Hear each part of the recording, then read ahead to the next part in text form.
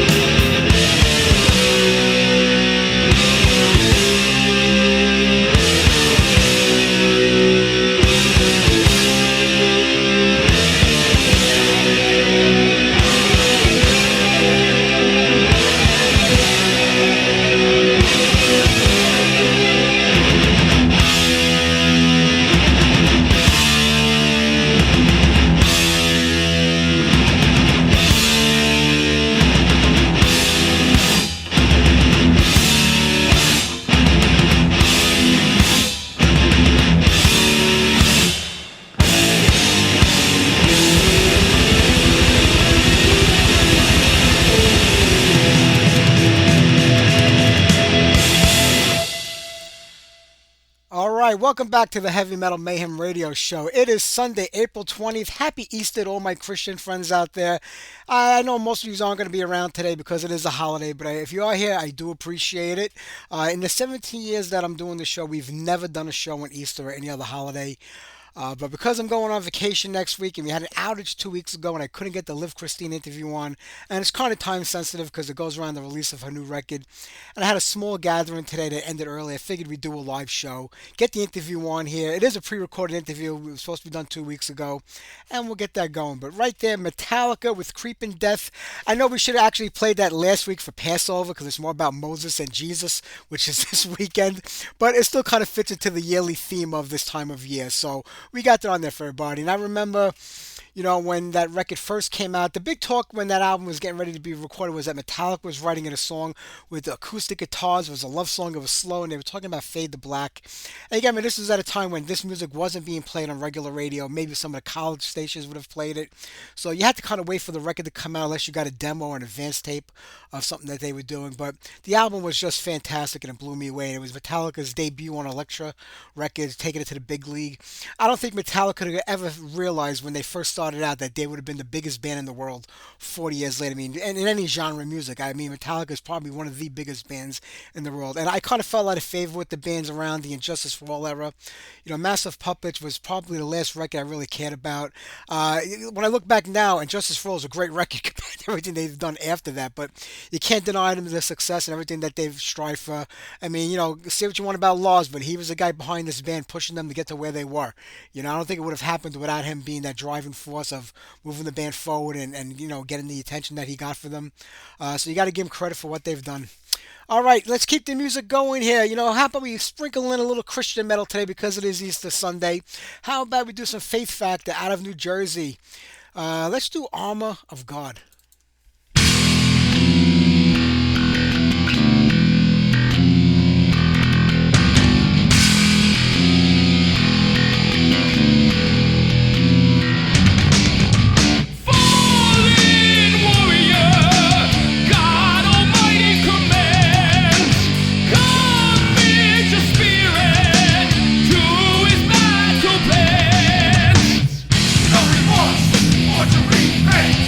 We're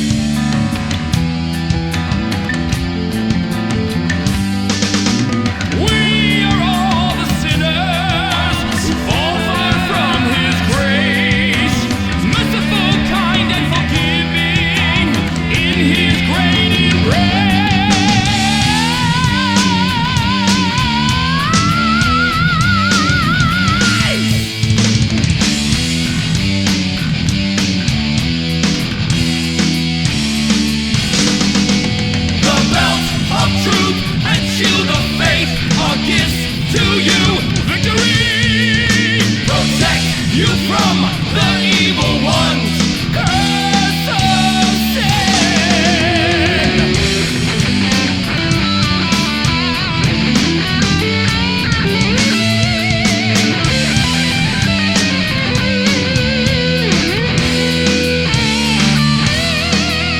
My feet ready for the path I choose. My walk with Christ carries on. Breastplate, righteousness, defend the faith, and praise His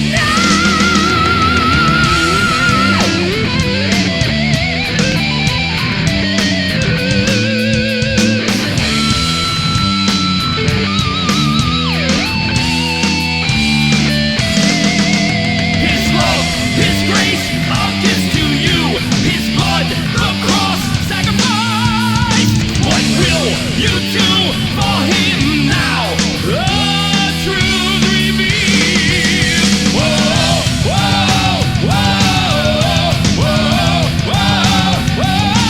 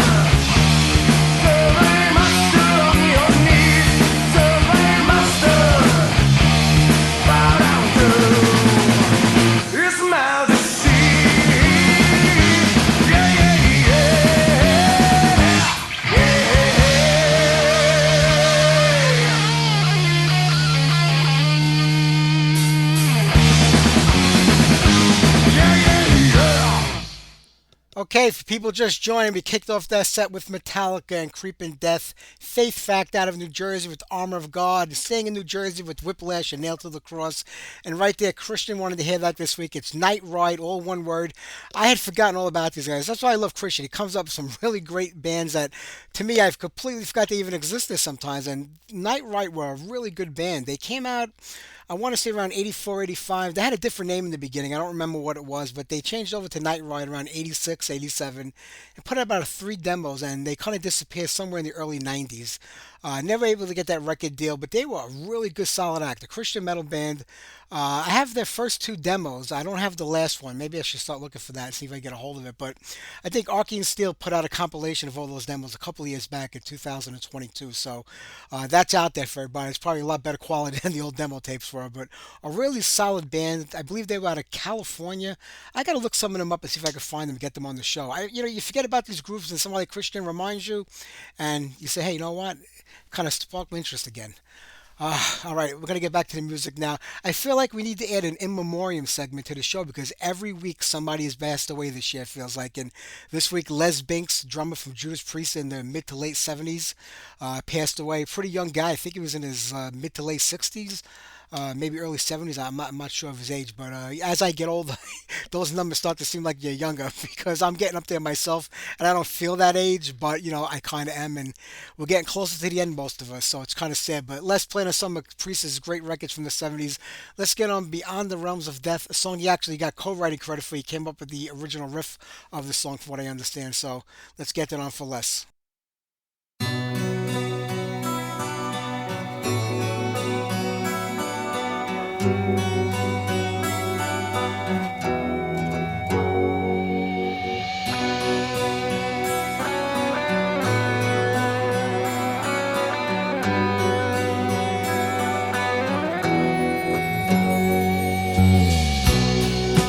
Had enough.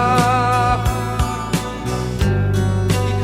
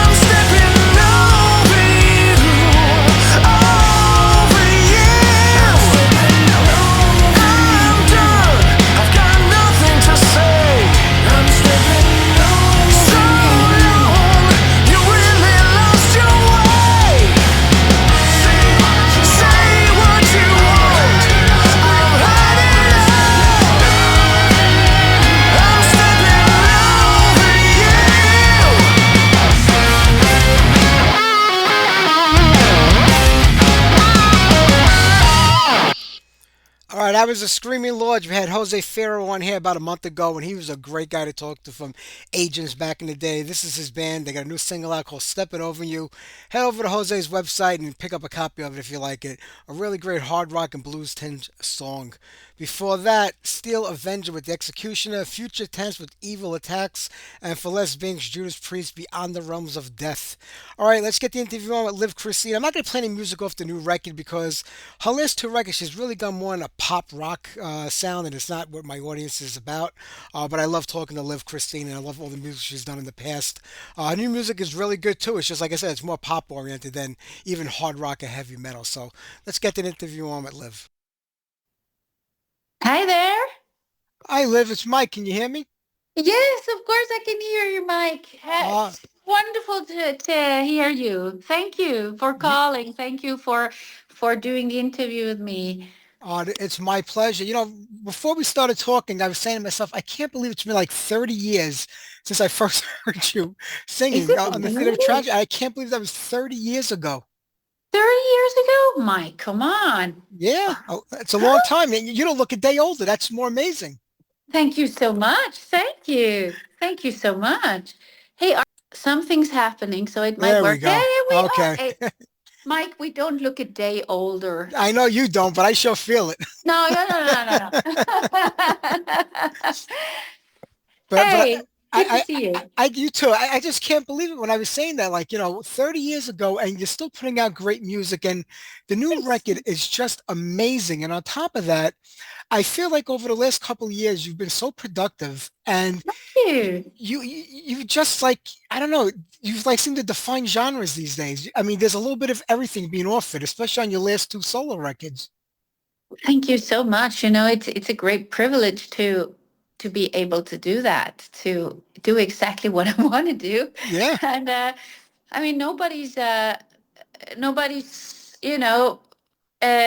screaming and shouting like, "Oh, this she shouldn't do this, and this is not her," and nobody ever said that. It's always been like, oh, there's a new record. So, okay, and this sounds more like that album or this era or that band or that song or there is always something to connect with and always something new to discover.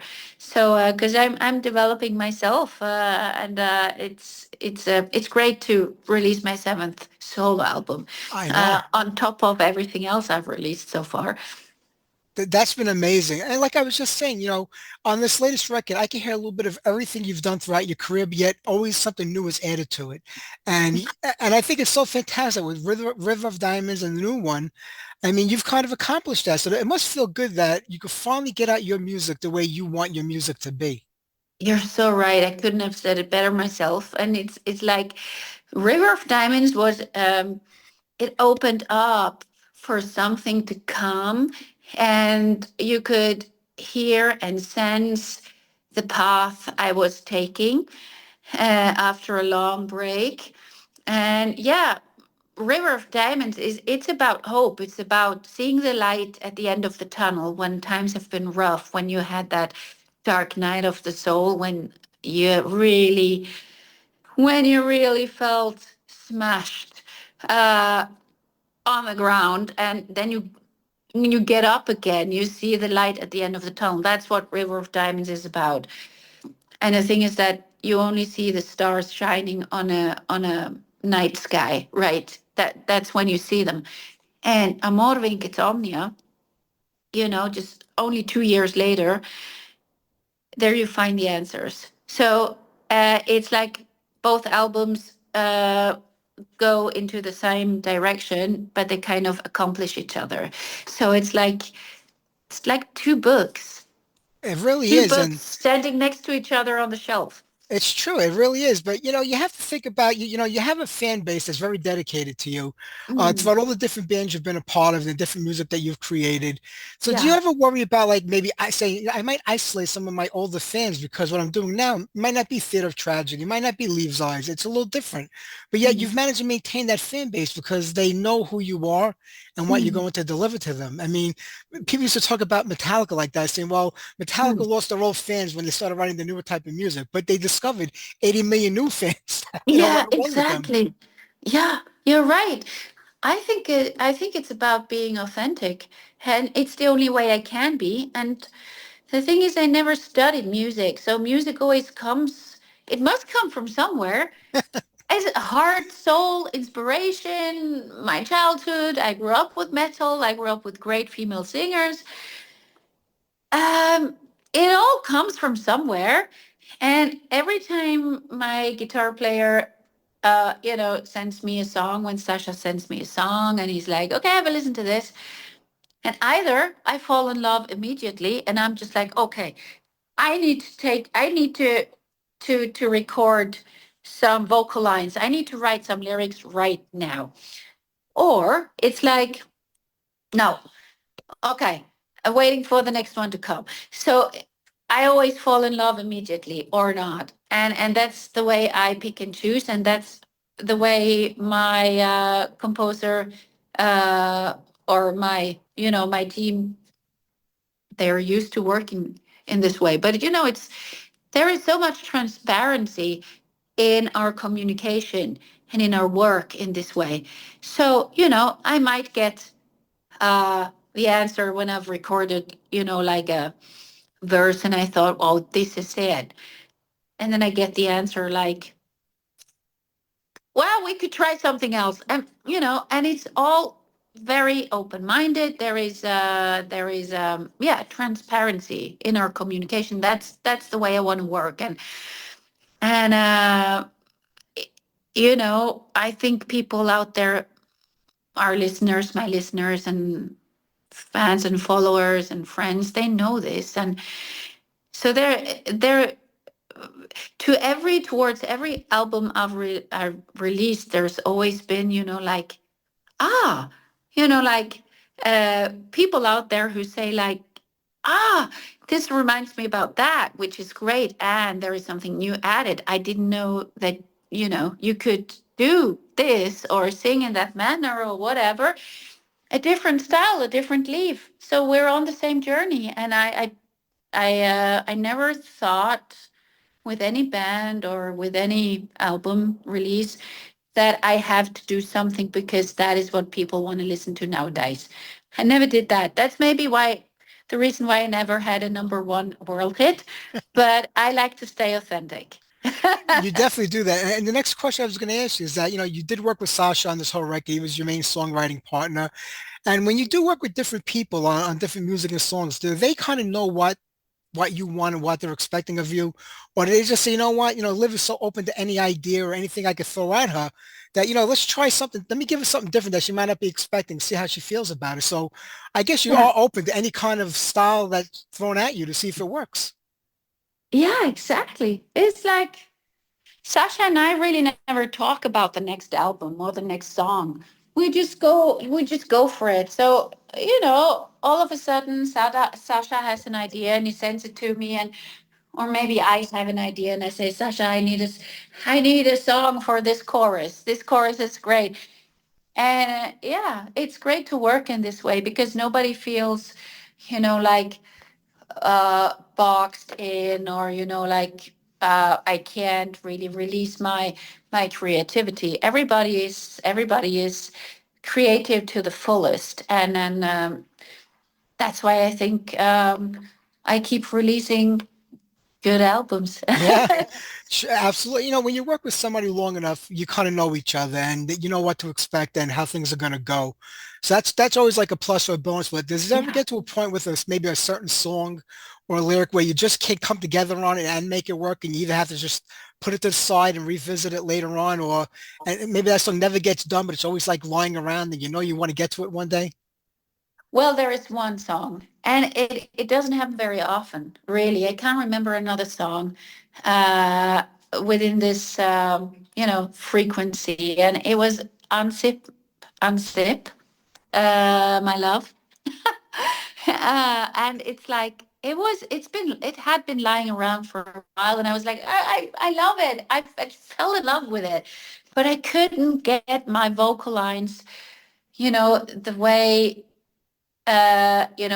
for myself to say this is it. So, and it was the last song for the production as well. And I said to Sasha, okay, for this one time, you're the one to tell me what to sing. I need you on guitar to play exactly the melody line you hear in your vision of Unzip, my love. And he did, and I was like, that's exactly what I need. So yeah, it's great working with Sasha, and it was great working with Tommy too for River of Diamonds. I am lucky to have people like this around me. Yeah, you do surround yourself with very talented people that kind of bring out the best in you and what you Yeah, contribute to the yeah. songs. And I was so happy when River of Diamonds came out 2 years ago because it was, I want to say close to 10 years since you had a solo record out. And King of Kings was the last thing with Leaves' Eyes. There was a long gap of inactivity musically. And I guess, you had to reevaluate everything going on in your life and with music. And I think when Yeah. you did come back, you came back so strong and, brought us Mhm. so much great music since that time. So was that downtime, I mean, in a way, very productive, even though musically not a lot came out? Well, I had my moments after the big breakdown in 2016 when, I was forced to leave size and yeah, my private life was just turned upside down. And what happened actually led to the fact that I lost my main source of income. So I started doing more of what I had been doing parallel to touring and making music since my son, um, you know, became a pupil, since he entered the school system, the German school system. So I started working as a teacher. And I did more of that, of course, to take care of my finances. I needed a new place to live, and I needed three jobs to get through in Germany. But there was not much space and time for music, for creativity. But those times made me really strong and made me realize how much I'd missed it.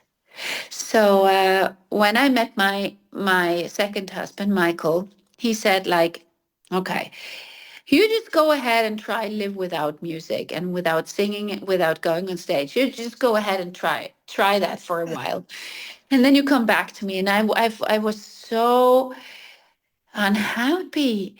I had to, strive to survive. There was not much, living. It was more about just getting through. But all of a sudden, there was really relief. There was more time for me, and my son grew older, and things settled in a good way. And then my creativity returned to me. So yeah, now I'm doing both. I'm still releasing albums, and I love it. And but there is no financial pressure behind it because I earn my income through my 8 to 4 job working with children with special needs. So life unfolded in that way. And being a musician and being a teacher for children with special needs, I didn't study that. I Yeah. studied something different. I studied linguistics, and now I ended up with something which is truly me, which is the authentic me, and I'm so grateful for that. But I heard that loud call To from come you back. guys. Yeah, when I tried to leave it all and I was fed up with music business, and then I heard that loud call. So thanks to you, I'm still around. We're glad. And if people forget that it is a music business, and unfortunately, Mhm. the business part of it, the money can distract from the creative part of it. And like you Yeah. just said, that now that you have the job teaching and stuff like that, you don't have to worry so much about the financial part of the music Mhm. business. So does that Mhm. free you up more to be more creative, where you can say, all I have to do now is focus on my music. I don't have to worry about all the business part of it. Does that free you up to be more musically inclined to just put out what you want? That is balance to me. It's like having the choice to do a bit more of that or a bit less of that, or maybe more the other way around. I can create balance, and it's my choice. And that is why it feels so authentic. That's why it feels so safe. So, and now I'm turning 50 next year, and I'm a very, very happy person. And After everything that happened, I think in the end, the striving was all worth it. Yeah, definitely. And you're talking about your husband. He actually makes another guest appearance on your new record. He was on the last one too. I mean, is that something that he looks forward to doing, or you kind of have to drag him into it? It's like he just passes my room where I do my recordings, my vocal recordings, and when I hear him passing, he's like, Michael, uh, can you do more of this? Rah. And he's like, okay, and he does the raw, and he's just like, okay, right, great, gotta go. So he has no expectations. He doesn't he doesn't care what people around him say. He doesn't care about the feedback really. He's just like, oh, we're playing Wacken in Germany, and okay, if you want to, I could do that one song, no problem. He went on stage in front of thousands of people, 40, 50,000 people standing in front of stage, and there is Michael, first show, and Yeah. he does Tanz der Schatten, one of the first songs of Theater of Tragedy, and he's barefoot, and he's like, okay, I'm just wow, and he's like just so happy, and he's I have to say he's unlimited in some Yeah. way, and it's great working with him. So he's not a band member; he's just the extra, the very very special extra parts. Yeah. But isn't that the way it should be? He goes out Yeah, there without a care in the world, and he's just living his life and loving it and enjoying it. And you know, yeah, somebody like you who's been in this business for so long, and I mean, every band that you've been a part of has always been sort of groundbreaking in a way, and has brought something new to the table.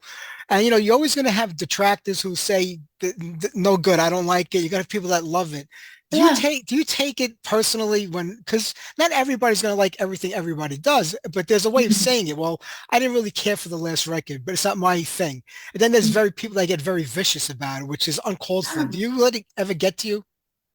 No, it doesn't, and that's always been. I'm very lucky this way because I've first of all I never made an album or a song for anybody to like it or to reach number one Yeah, in the charts.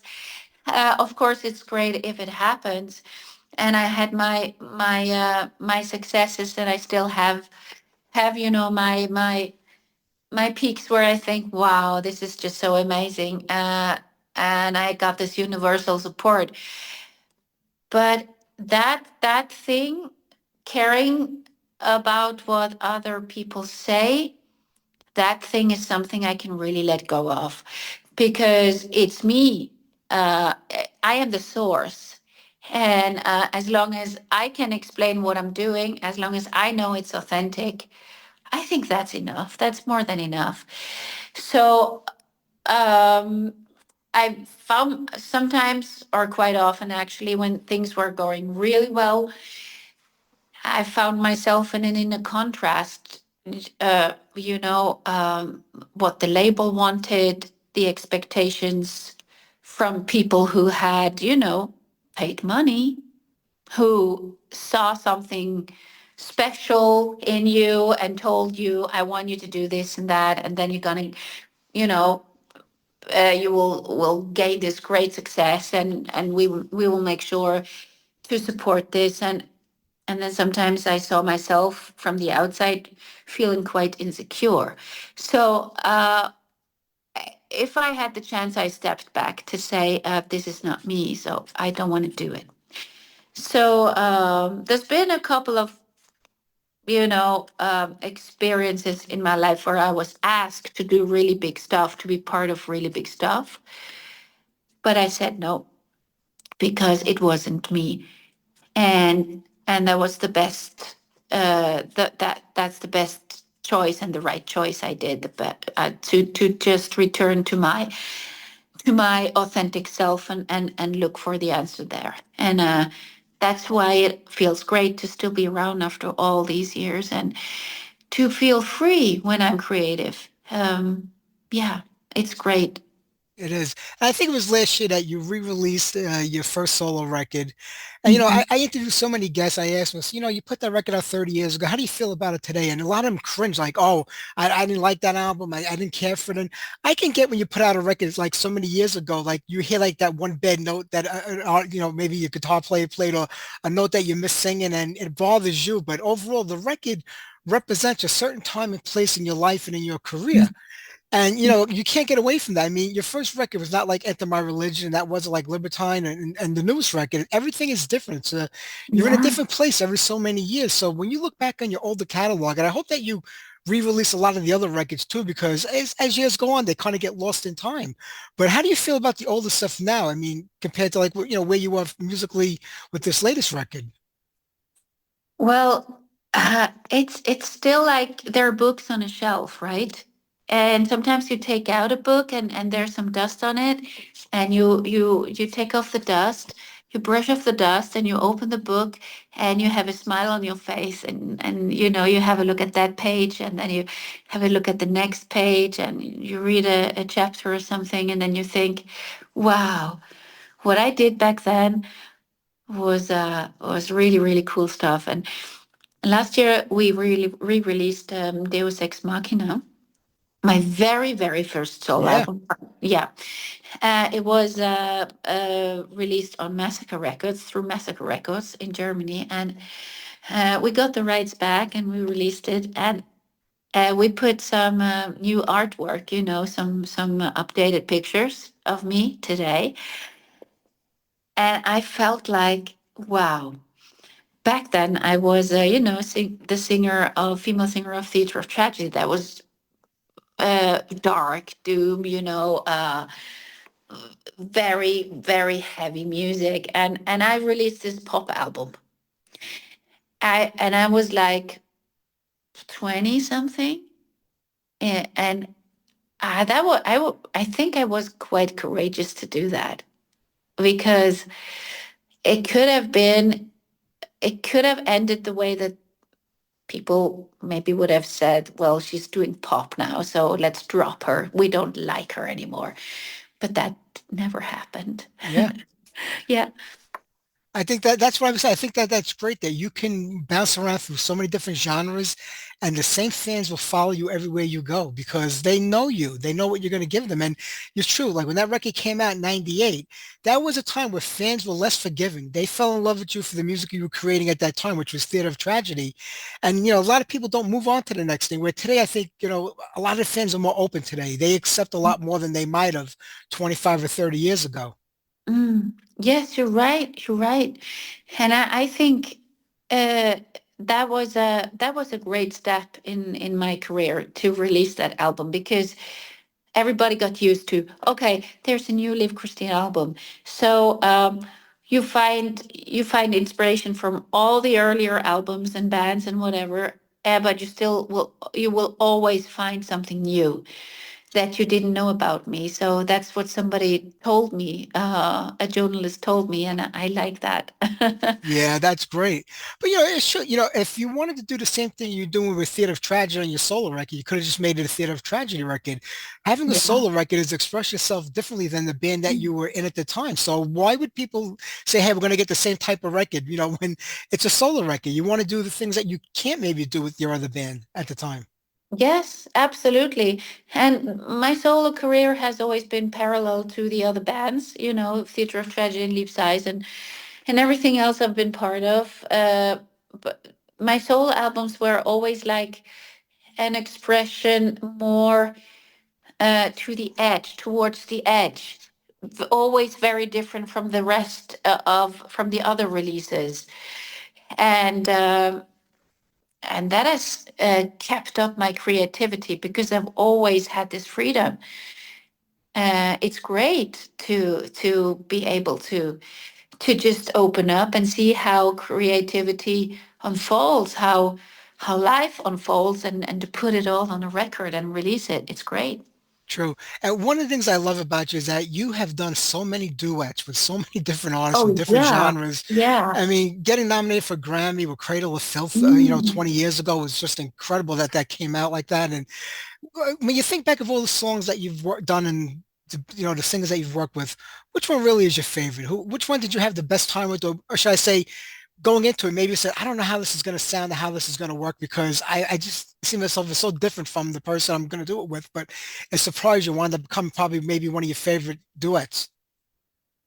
Well, Amphetamine was it was actually the other way around. I heard the track and they tried to get in touch with me for a long time, and all their mails ended up in spam. And all of a sudden, there was a phone call. We need you to sing on this song, and it has to be done within a week because we need to finish the album. Here's Cradle Filth, right? And the title track, the track is called Amphetamine, and it's already in your mailbox. Okay, I heard it and I knew this is it. They want the honey voice. They want the sweet, soft soprano honey voice. And I recorded my vocals. Danny called me back and said, "Yeah, that's it. That's what I wanted." So that was just that feeling of knowing that this is exactly what is needed. This is exactly the shared vision. First coming from Danny, and then it became my vision too. Immediately, as soon as I heard the song, and that's magic. So amphetamine Yeah. was one of those moments when I thought, there is some universal backup here. Definitely. I'm an overthinker. If somebody told me I have a song in your mailbox and I need it done right away, I would go through it over and over and over again, trying to find a certain way to make it happen. Do you really have to be like, I mean, because you're professionals, but you have to be like kind of quick on the fly with certain things and say, I know what they want. That's why they reached out to me. So I'm going to give them exactly what they want. Or do you kind of struggle with some of the songs that are given to you by some of these artists that want to do a duet with you? I say yes to duets. I say yes to my own composers' songs. When Sasha sends me songs, I say yes and open up towards these compositions when I feel that this is exactly, or we can share a vision here. That's when that happens. It's clear to me. Okay, we're going to work on this together. If I don't feel this way, I might say no, because I don't want to struggle. I want to open up. I want creativity to rise and unfold. So I've always worked this way, and my Sasha, my own composer for Amor Vinketomnia, he knows that. Okay, either she says yes or she says no. There is no maybe, and so communication is transparent, our communication, and very direct. So we don't lose time. We don't spend time on discussing if this is good or not, or if we should maybe come up with something else or change anything. It's just like, okay, yes, exactly. I can feel it. So I'm sending you the vocals in an hour with lyrics, including lyrics. So it's yeah, it's impressive when I have those experience one of those moments, when there's a song in my mailbox, in my Dropbox from Sasha, and I'm just like, okay, I gotta leave everything. I gotta sit down and write down and record whatever I need to finish this to accomplish and fulfill this vision. Yeah. With the new record coming out next month, are there any plans for going out on the road live touring, or is touring just not a possibility right now? So maybe one-off shows or festivals? Yeah, but we'll move to Norway in July, Oh, and teachers in Norway have more holidays. So I'm seeing this in a positive in a positive frequency. There will be more shows and maybe also a tour every now and then. Chances that'd are be good. great. That'd be Yeah. great. You're heading back home. I'm happy for you. And Liv, I'm not Yeah, going to keep you. I know thanks. you have another interview in a few minutes, but it's always a pleasure talking with you. What a great Thanks. job you did in this newest record. It comes out April Thank 25th you. officially on Metalville. And I'm hoping that you can get back here to the States one day because I would love to see you up on stage again. I would love to meet you, and I just want to say thank you to you, Mike, and to everybody else out there supporting me. In good and bad times. It's like we're in this together, everybody, and it feels great. And thank you for being such a wonderful community. Thanks for doing this interview with me. Thank you, Liv. Thank you for the great music. I'll talk to you again soon. Thank you. Bye Thank you bye. so much. Be safe. Bye You bye. too. See Bye you bye. soon. Bye. I love talking to Liv Kristine. She's always a pleasure to talk to. What a sweet person. Hey, I want to remind everybody there's no show next week. I am away on vacation like we usually are, the end of April, beginning of May. We're back the first Sunday of May. Glenn Rogers of Primal is our guest. Ben Lummer of Acres. We are just setting up all the guests for the rest of the month of May. So stick around. I'll have it up on the website when I get back from vacation. All right, Sacred Oath. They're working on a brand new record. They're teasing us with some new songs. Let me get on one right now for you. This is called Don't Be Afraid. You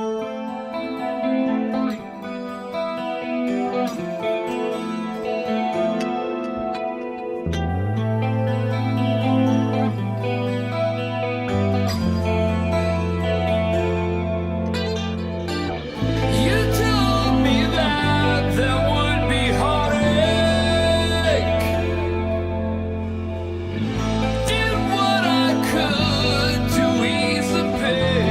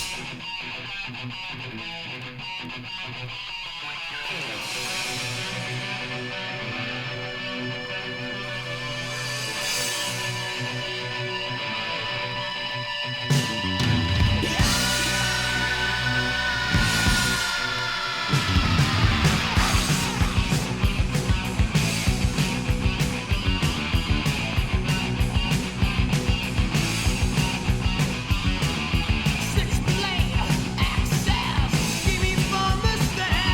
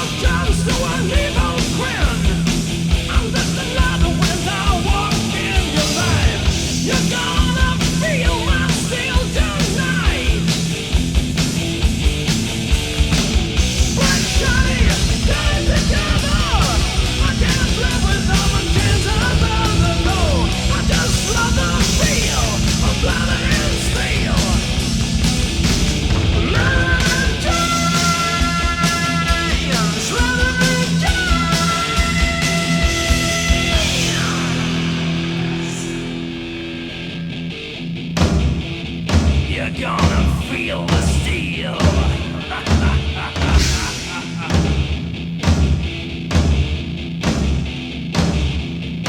You're gonna get forever.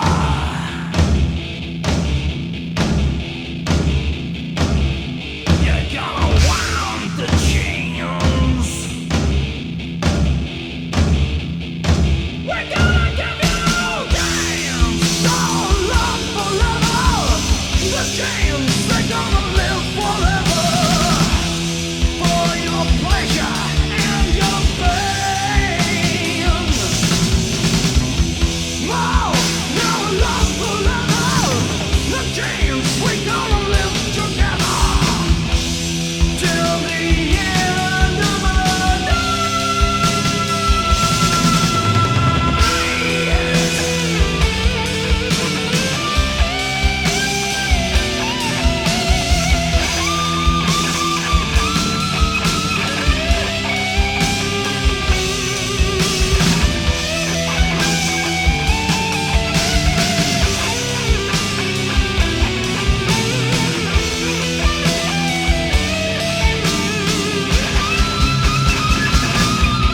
Oh yeah!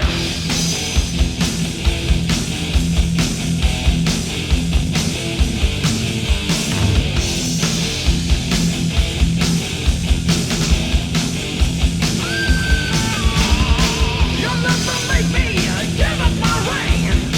'Cause I'm the king of studs and leather and chains. I'm gonna stay until the end of my days. But shut it, time together. My arms live with all my chains and leather. No, I'm just leather feel, leather and steel, leather and giants, leather and giants, leather and giants, leather and giants, leather and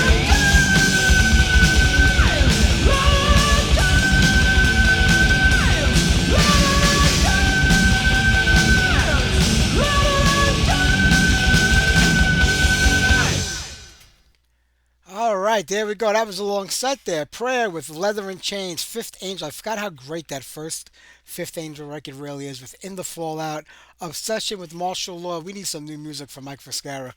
And right before that, Sacred Oath, brand new, Don't Be Afraid. It's a pretty cool song, about 8 minutes long. I really dig that one over there. All right, we got time for one more set of music, and then we're going to wrap it up here tonight. I hope everybody had a good Easter Sunday, and if you did listen in or y'all listening, I do appreciate that. I know most people are spending the day with their family, so thank you. But you can always catch the replay right after the live show ends. It's up on a dozen different sites, so go check one of them out. I saw that Heathen had to cancel their appearance at the Legions of Metal Festival, which is, I believe, the week after next, the first weekend of May in Chicago. And this is the second band. Warlord had to cancel Hell's Heroes because they couldn't get visas in time for some of the members to come here, and he either couldn't get visas in time for some of the members to come here. Now they were booked 6 months ago, if I recall, Bob announcing when they were going to be on the bill. And does it really take that long to get a work visa? I mean, they're saying that they might not get it till September. What good does it do you in September if you got shows now? I don't really know how the whole work visa process works. I mean, I've had to apply for visas to go to other countries for vacation to visit, and you apply for them online, and a day too later you get it you get an email with the visa, or you could just do it at most of the airports and get it right there in a few minutes. But I know that's a visitor visa. You're only going for a couple of days or a week. This is a work one. I don't know how it all comes together. But I don't get like all these American bands like Heathen and Warlord with members from outside of the country. I mean, find members within the United States that you can play with so you can go out and do shows.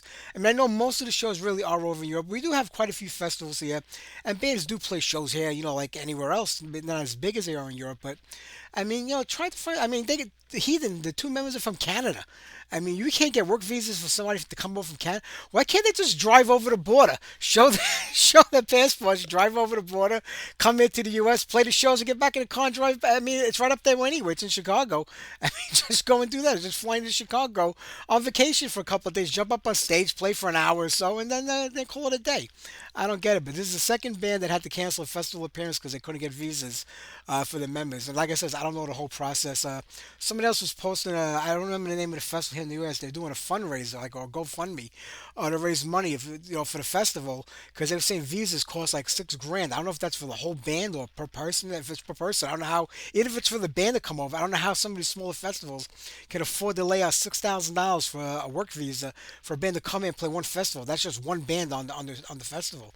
If that's the real price and what it costs, maybe somebody can enlighten me on it because I'm not really sure. That just sounds really, really expensive. So I mean, goddamn, it's crazy out there. All right, let's get back. Maybe we got time for one more set of music. How about Realm? The House is Burning.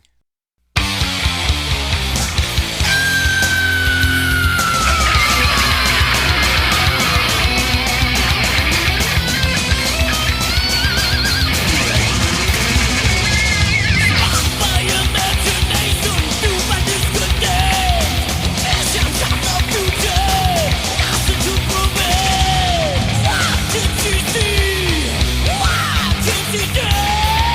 What force does possess?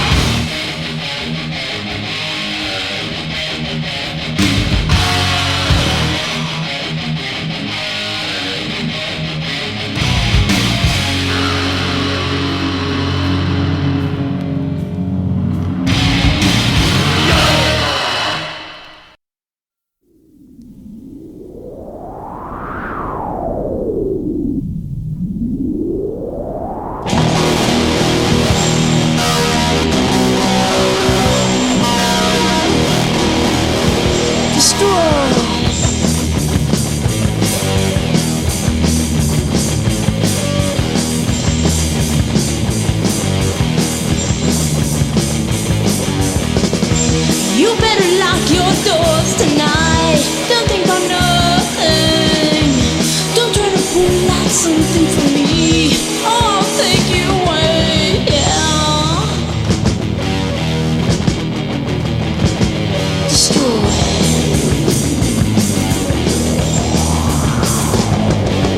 We came to destroy. We will blow you away. Hotter than hell. Under a storm. Destroy.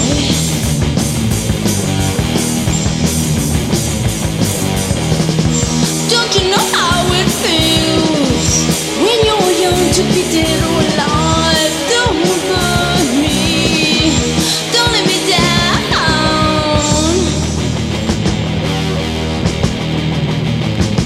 Destroy.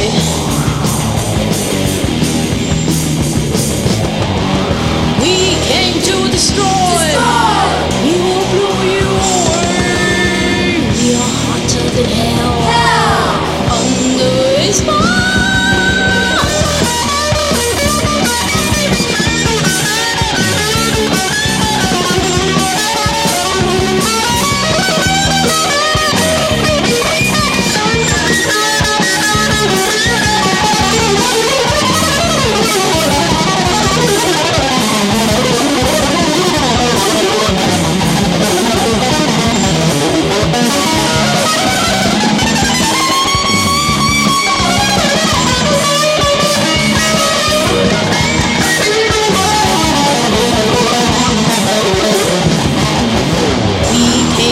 Destroy. We will blow you away. We are hotter than hell. Under a spell.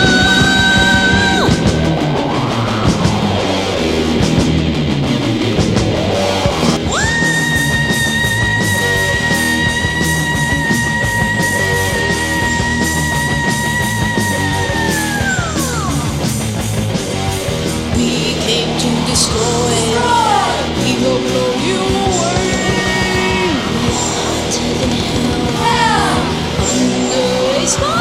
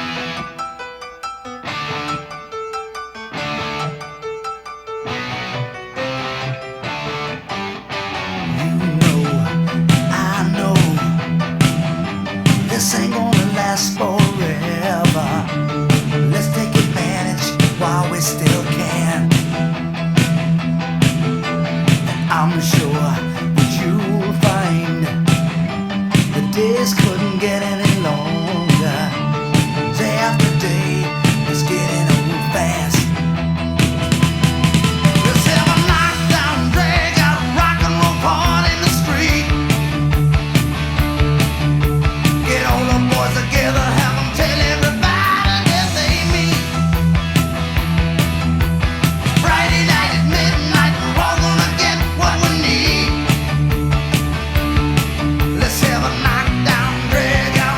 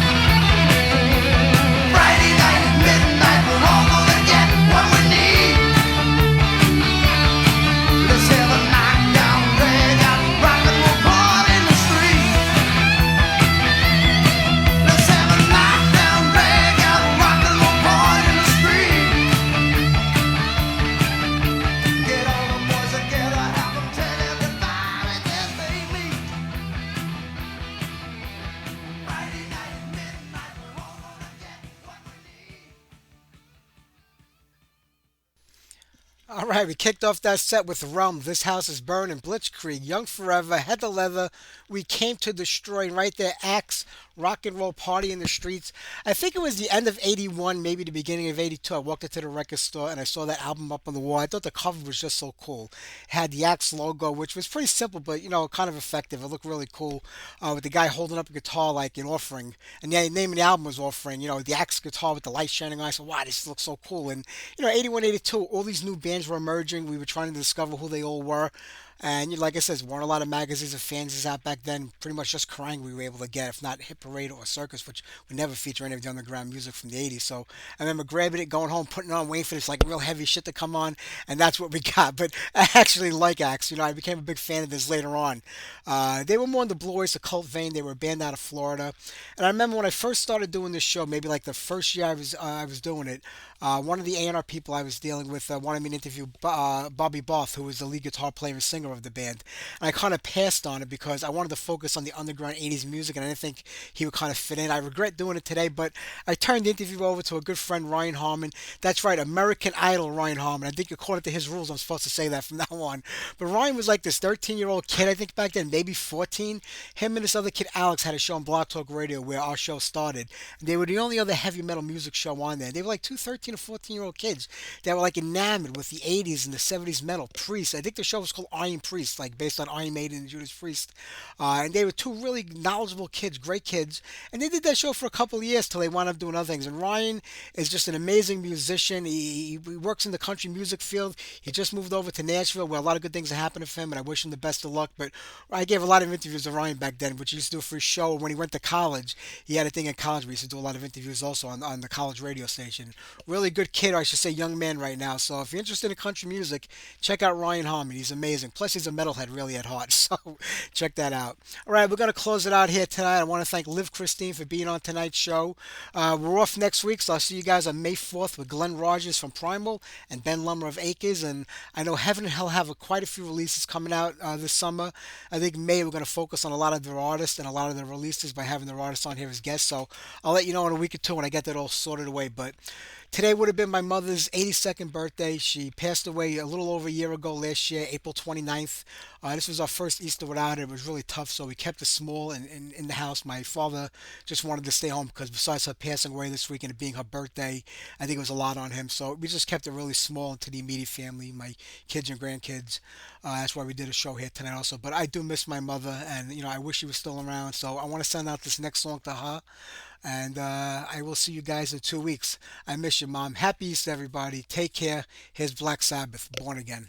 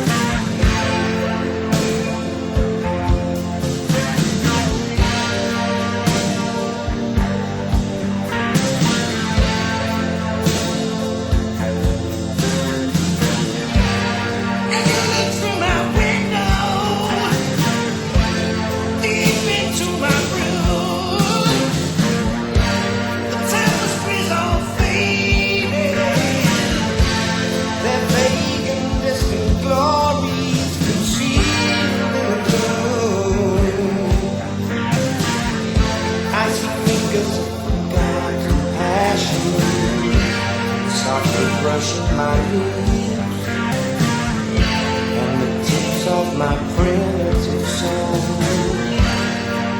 As you look through my door.